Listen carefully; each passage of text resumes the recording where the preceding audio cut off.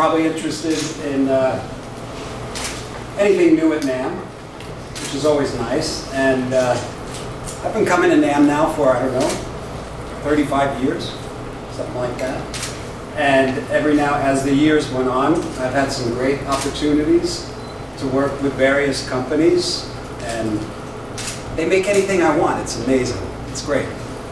And each year, we always try to up the ante and develop and evolve what we're doing into something, I don't know, newer and newer. And we just like nailed it 35 years ago when we introduced the Gem.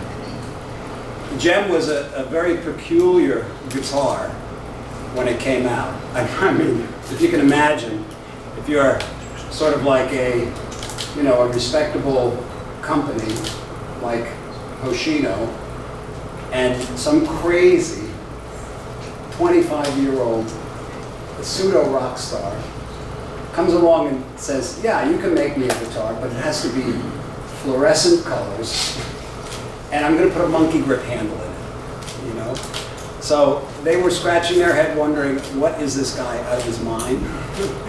And, but it was a fine instrument. I had built the Gem around my idiosyncrasies as a player, and Hoshino just delivered it to the T. But I've always brought myself someplace that always felt like a comfortable place, and it works for that audience. And when it came time to start evolving this guitar, I was so excited about it, and I just thought, what is it what would be the evolution? What am I feeling? What am I thinking? And that is even an evolution of the Gem for me, because the Gem, as beautiful, successful of an instrument is, it's a 25-year-old Steve Vai when I see it, And it was time for a 60-year-old Steve Vai. And so obviously the first thing that we changed was the grip. And I don't even know if you call it a grip. I mean, you could still grip it. But there will never be a grip as practical as the monkey grip on the Gem. I defy anybody to create one of those. But this is still, it was more for the aesthetic.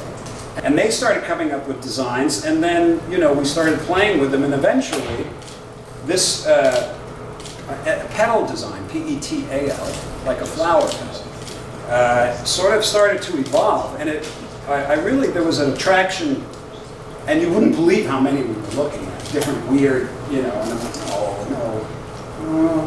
no.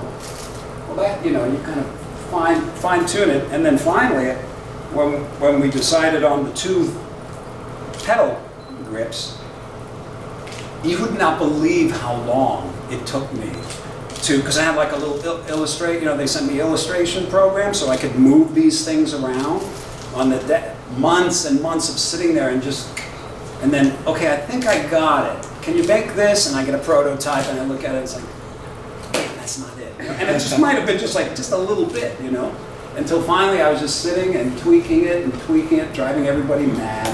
And then it was like, it's like it was always there. And you just had to find it. That feeling? So that's how I felt when these lined up finally. So we started getting a little more artistic with it. It was a couple little things like moving the volume pot down just a little bit because for 35 years I just kept hitting it a little bit. I always said, I'd like that volume down just a hair, So it's just a hair down, it's perfect. And I have this great device on my Gems, my personal Gems, that it's a low-pass filter. High pass filter, low cut filter. Because when you bring the volume down, the bottom end has a tendency to just like saturate the tone. You want a nice clean tone. And this kicks in a capacitor and dumps out everything below like, 150 or something? About that. And it just cleans up the tone beautifully. And I went through 30 or 40 different prototypes to find these pickups.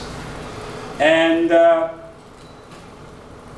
the inlay, it's always fun to play with a new inlay. It can be a little maddening at times, We went through some different designs, and Ibanez started sending me tons. And then I wanted to kind of create this, because we have these 3 color models that are limited just for this year.